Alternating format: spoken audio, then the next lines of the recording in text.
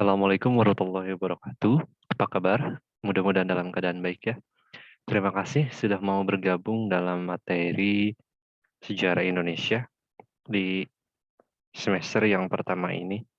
Pada pertemuan kali ini, kita akan membahas materi yang terbaru.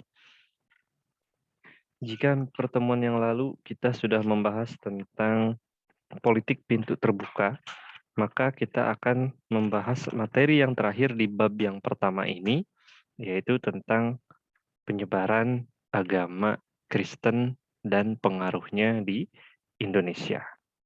Jadi kita di pertemuan kali ini akan membahas tentang penyebaran agama Kristen dan pengaruhnya di Indonesia.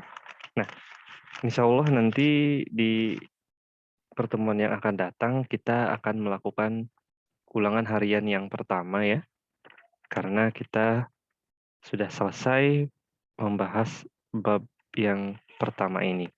Baik, langsung saja kita ke materi ya, pembahasan tentang penyebaran agama Kristen di Indonesia dan pengaruhnya terhadap Indonesia itu sendiri.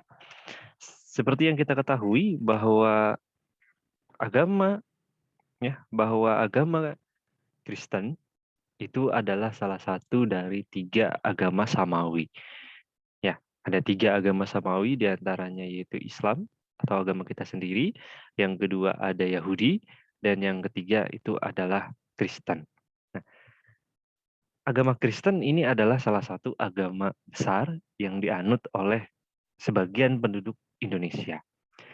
Jika di kelas 10 kita sudah membahas bagaimana proses masuknya agama Hindu-Buddha ke Indonesia dan bagaimana proses masuknya agama Islam di Indonesia, maka di kelas 11 ini kita akan membahas tentang bagaimana penyebaran agama Kristen dan pengaruhnya di Indonesia tidak secara mendalam, tetapi hanya secara singkat saja.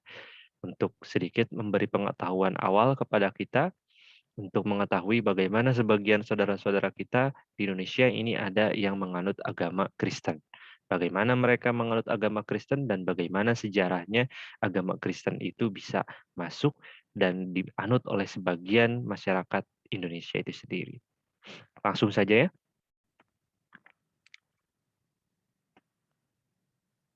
Nah, perkembangan agama Kristen itu pada awalnya itu tidak berjalan dengan baik. Jadi ketika agama Kristen itu muncul di bumi ini ya, setelah setelah Nabi Isa alaihissalam dalam kepercayaan kita itu diangkat oleh Allah ke langit, ya, maka agama Kristen ini mulai disebarkan ya oleh pembuat ajaran-ajaran agama Kristen itu dan tidak berjalan dengan baik. Para penganut agama Kristen ini banyak sekali dikejar-kejar oleh penguasa Romawi pada waktu itu yang menguasai sebagian Timur Tengah. Nah, akan tetapi agama Kristen ini mulai berkembang tanpa adanya ancaman pada masa kekaisaran Romawi dipimpin oleh seorang kaisar yang bernama Kaisar Konstantin. Jadi pada awalnya Kristen itu lahir dan tidak berjalan dengan baik karena diburu oleh penguasa Romawi, ya. Seperti yang kita ketahui kan bahwa Nabi Isa alaihissalam pun hendak disalib oleh penguasa Romawi pada waktu itu. Tapi oleh kekuasaan Allah, Nabi Isa alaihissalam itu kemudian diangkat ke langit dan terhindar dari penyaliban yang dilakukan oleh orang-orang Yahudi yang dibantu oleh orang-orang Romawi. Sehingga agama Kristen pun dalam perkembangannya ini masih tetap diburu oleh penguasa Romawi. Tapi hal itu berbalik 180 derajat ketika Romawi dipimpin oleh seorang kaisar yang bernama Kaisar Konstantin. Nah, dan agama Kristen pun bahkan lebih berkembang lagi selepas masa pemerintahan Kaisar Theodosius I. Karena pada masa Kaisar Theodosius I itu agama Kristen kemudian dijadikan agama resmi oleh Kekaisaran Romawi. Ya, bertolak belakang ya. Karena tadi pada awalnya Kristen itu diburu oleh bangsa Romawi, tapi seiring berjalannya waktu justru orang-orang Romawi dalam hal ini salah satu itunya kaisarnya itu justru kemudian menganut agama Kristen dan menjadikan Kristen sebagai agama resmi di kekaisaran mereka. Nah, agama Kristen itu semakin berkembang pesat pada abad pertengahan di Eropa. Ya, jadi mulai berkembang sangat pesat di abad ke-5 sampai abad ke-15. Ya, abad ke-5 sampai abad ke-15. Kurang lebih 10 abad ya Kristen berkembang paling pesat di Eropa. Ya, beda halnya dengan di Asia ataupun di Timur Tengah, pada abad pertengahan Eropa sangat sangat berkembang agama Kristennya, tapi di Timur Tengah dan di Asia justru agama Islam lah yang semakin berkembang kebudayaannya dan semakin pesat perkembangannya. Jadi ketika agama Kristen di Eropa itu berkembang, agama Islam pun justru semakin berkembang dan berjaya di wilayah Timur Tengah dan wilayah Asia. Nah, perkembangan agama Kristen yang pesat di abad pertengahan itu kemudian mengalami penurunan ketika ya kekuasaan gereja itu yang mulai sedikit demi sedikit menurun akibat Eropa memasuki abad pencerahan. Jadi kalau kalian kalian anak kelas IPS, kalian akan belajar tentang bagaimana pengaruh Renaissance atau pengaruh abad pencerahan bagi Eropa. Karena ya, kalau kalian belajar literatur-literatur yang membahas tentang sejarah Eropa, pada saat agama Kristen berkembang dari abad ke-5 sampai abad ke-15 atau disebut abad pertengahan, agama Kristen memang berkembang. Akan tetapi kebudayaan, ya, dalam hal ini ilmu pengetahuan justru mengalami penurunan ketika agama Kristen itu berkembang. Kenapa demikian? Karena agama Kristen itu sangat sangat menitik beratkan ajaran bahwa umat Kristiani itu harus taat dan patuh dengan hukum-hukum dari gereja. Dan gereja pada masa abad pertengahan itu memiliki kontrol atau posisi yang kuat yang mengatur seluruh sendi kehidupan bangsa-bangsa Kristen atau agama atau pemeluk-pemeluk agama Kristen. Sehingga ilmu pengetahuan pada masa kekuasaan gereja ini sangat tinggi di Eropa itu tidak berkembang. Karena banyak ilmu pengetahuan yang dipaksa untuk tidak berkembang karena ilmu pengetahuan itu bertolak belakang dengan ajaran-ajaran atau dogma-dogma gereja. Ya, beda halnya dengan agama kita di mana ilmu pengetahuan itu berkembang seiring dengan apa? Dengan ajaran-ajaran agama Islam karena banyak sekali ilmu pengetahuan yang berkembang dan ternyata itu sesuai dan ternyata ilmu pengetahuan itu memang ada di dalam Al-Qur'an. Tapi beda dengan agama Kristen, ternyata ada beberapa ilmu pengetahuan yang bertentangan dengan dogma-dogma gereja. Sehingga pada abad pertengahan ini ya ilmu pengetahuan tidak berkembang di Eropa, akan tetapi agama Kristen berkembang pesat. Nah, mulai memasuki abad pencerahan, kekuasaan gereja ini mulai menurun. Di mana di mana abad pencerahan ini dimulai dengan diterjemahkannya buku-buku ilmu pengetahuan dari kebudayaan Islam oleh bangsa-bangsa Eropa. Diterjemahkan dan kemudian dipelajari. Maka di saat itulah kemudian mulai muncul perkembangan ilmu pengetahuan yang sangat menakutkan bagi gereja-gereja di Eropa sana. Karena kaum gerejawan itu sangat takut dengan perkembangan ilmu pengetahuan yang didapat oleh orang Eropa dari kebudayaan Islam pada waktu itu. Ya, jadi tidak aneh kalau misalkan kalian membaca sejarah bangsa Eropa di abad pertengahan, di awal abad pencerahan itu, banyak ilmuwan-ilmuwan Eropa yang belajar dari ilmuwan-ilmuwan Muslim dan kemudian ingin mengembangkan ilmu pengetahuannya itu justru ditangkap dan diadili oleh gereja-gereja Kristen di Eropa sana. Di antaranya salah satunya Nicola Copernicus ya. Nicola Copernicus, Galileo Galilei ya. Itu adalah salah satu contoh bagaimana ilmuwan-ilmuwan di Eropa pada waktu itu diadili oleh gereja karena penemuan-penemuannya itu bertentangan dengan dogma gereja. Di mana menurut ilmu pengetahuan kan bahwa bumi itu bulat, bumi itu bundar, dan itu bertentangan dengan ajaran gereja Kristen pada waktu itu yang mengatakan bahwa bumi itu datar. Sehingga ketika ada ilmuwan yang mengatakan bumi itu bulat, dianggap bertentangan dengan kepercayaan gereja dan itu harus diadili. Nah, pada abad tersebut, agama Kristen berkembang ke seluruh wilayah Eropa yang kemudian diajarkan ke seluruh dunia bersamaan dengan penjelajahan dunia. Nah, pada abad pertengahan dan abad pencerahan ini, agama Kristen berkembang, kemudian disebarkan ke seluruh dunia dengan melalui media atau metode penjelajahan samudra ini.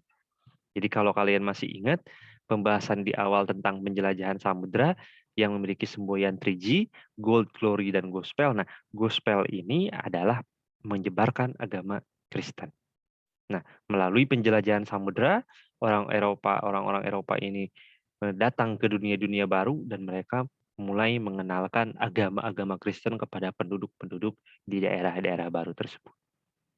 Nah, dalam perkembangan selanjutnya, agama Kristen ini akhirnya terbagi menjadi Kristen Katolik dan Kristen Protestan. Jadi Katolik dan Protestan ini adalah sekte, ya, sekte atau aliran teologi dalam agama Kristen.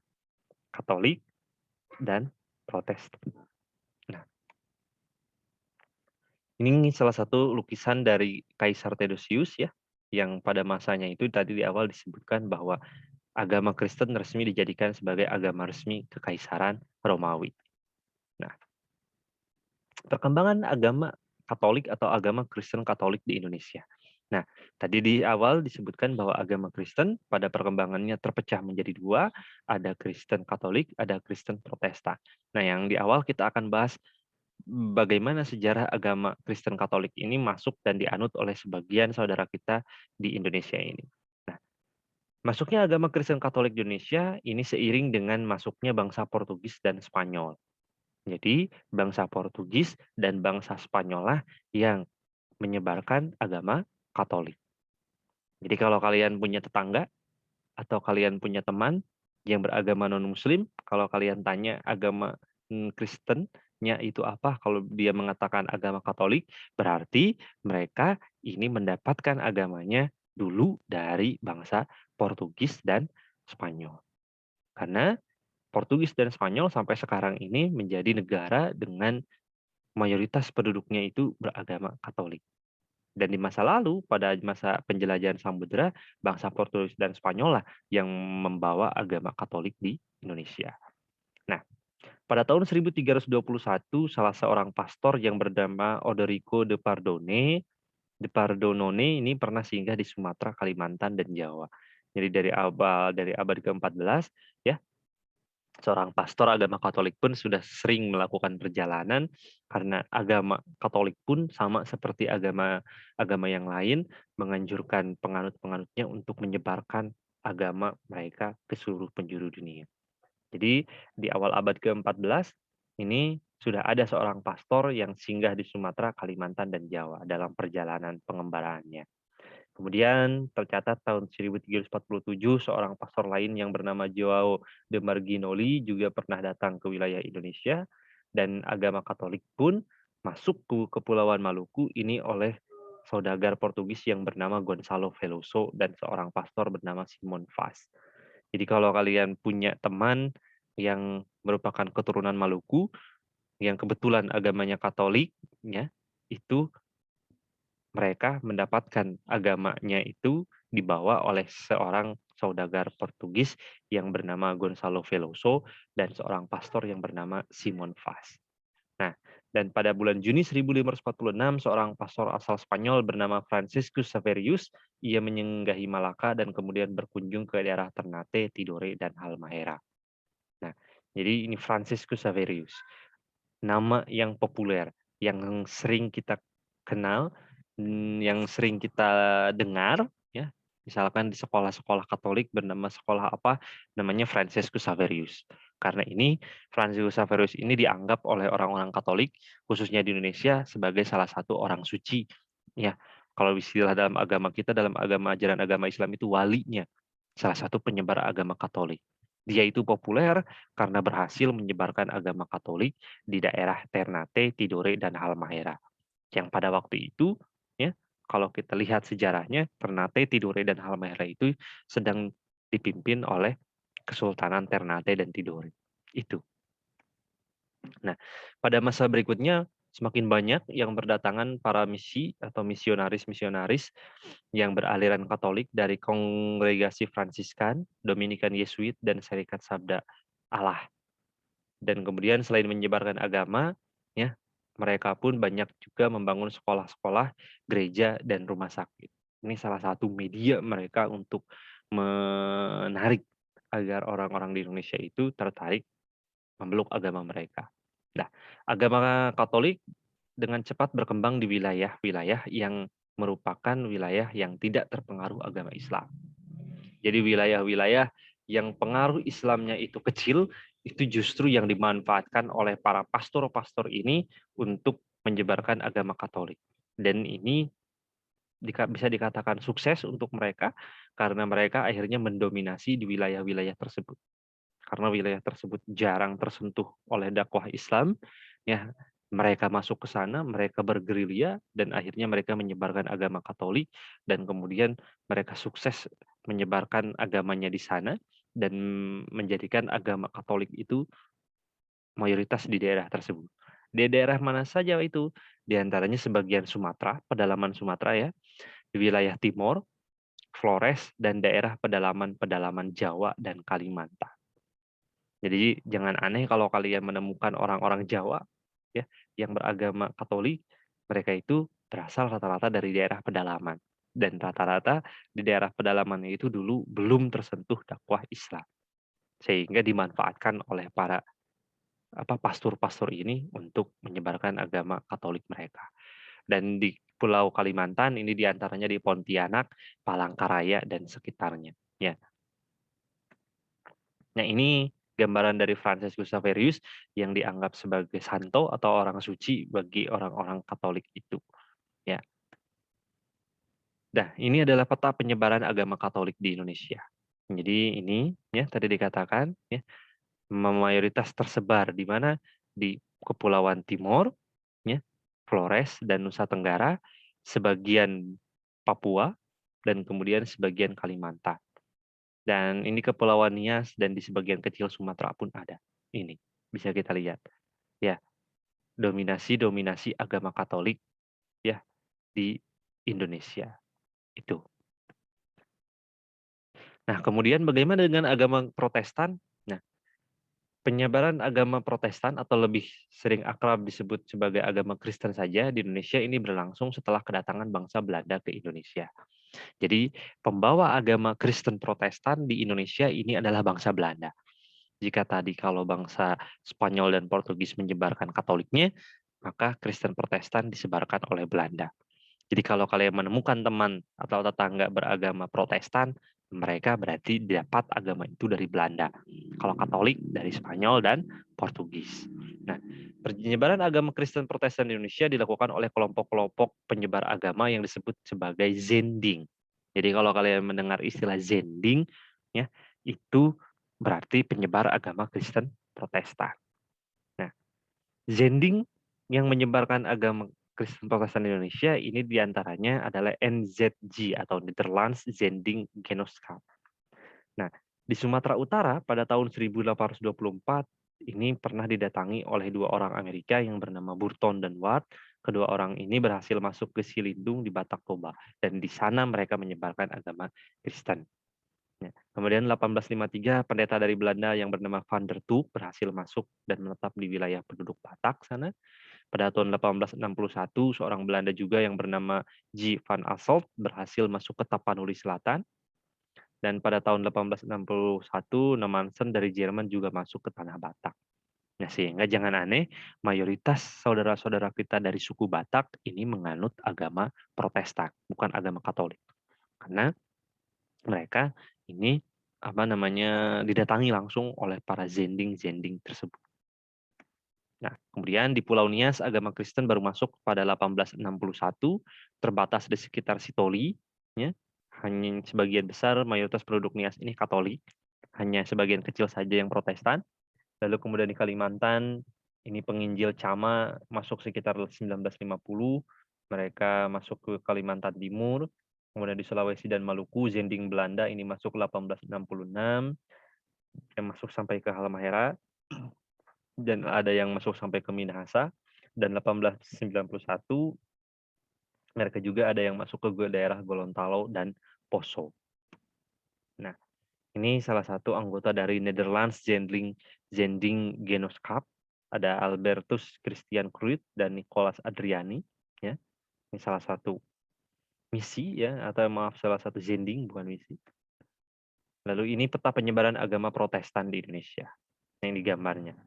Ya, hampir mirip ya. Sebagian besar berada di wilayah timur Indonesia, lalu kemudian ada di sebagian Kalimantan, lalu ada juga yang di sini, ini adalah penyebaran agama Protestan di Indonesia. Nah, bisa kita lihat agama Protestan dan Katolik itu sangat kecil ya, ada di Pulau Jawa dan di Sumatera. Jadi bisa sampai ini bisa dikatakan mayoritas penduduk Jawa di Pulau Jawa ini alhamdulillah masih mayoritas diisi oleh umat Islam. Beda halnya dengan di luar Pulau Jawa, sedikit komposisinya itu sedikit lebih berimbang. Ya, lebih berimbang karena agama-agama Kristen, agama-agama Katolik itu juga tersebar di sana. Nah, bagaimana dengan kekristenan sekarang? Ya, di masyarakat Indonesia umat Muslim dan Kristen ini hidup dalam keharmonisan sosial. Jadi tidak ada gesekan-gesekan, tidak pernah ada permusuhan-permusuhan, tidak pernah ada perang-perang agama. Ya, jika ada yang terjadi konflik yang kebetulan yang kebetulan melibatkan bangsa-bangsa dari agama Islam ataupun Kristen, itu rata-rata mayoritas bukan dikarenakan sentimen keagamaan, tapi lebih karena urusan-urusan kekuasaan politik maupun ekonomi. Ya, kekuasaan politik maupun ekonomi. Hanya cuma kebetulan mungkin agamanya berbeda. Sehingga akhirnya kadang oleh oknum-oknum yang tidak bertanggung jawab itu sering dialihkan menjadi konflik agama, padahal bukan konflik agama. Seperti itu. Nah, salah satu fenomena yang menarik dari perkembangan agama Nasrani di Indonesia adalah munculnya gereja-gereja lokal yang sebagian dari mereka pada masa kolonial tidak diakui oleh gereja yang datang dari barat. Seperti yang kita ketahui ya, bangsa kita ini khususnya di Jawa, orang-orang Jawa di Pulau Jawa ini senang dengan akulturasi. Begitu pula sebagian kecil masyarakat yang menerima pastor-pastor yang menyebarkan agama-agama Kristen dan Katolik itu, mereka mensinkretiskan ya kepercayaan mereka dengan agama-agama Kristen dan Protestan itu. Sehingga mulai muncul gereja-gereja lokal yang diklaim oleh orang-orang Eropa itu sendiri sebagai aliran sesat dari Kristen itu. Contoh yang muncul di antaranya di daerah Jawa Timur itu ada Kristen lokal yang disebarluaskan oleh Kiai Tunggul Wulung. Di daerah Bagelen, Jawa Tengah, ini ada Kristen yang diajarkan oleh Kiai Sadrah. Itu. Nah, gereja-gereja lokal itu ada Gereja Kristen Jawa, GKJ, ada HKBP, Kuria Kristen Batak Protestan. Kalau nggak salah di dekat alun-alun itu ada kan ya HKBP itu.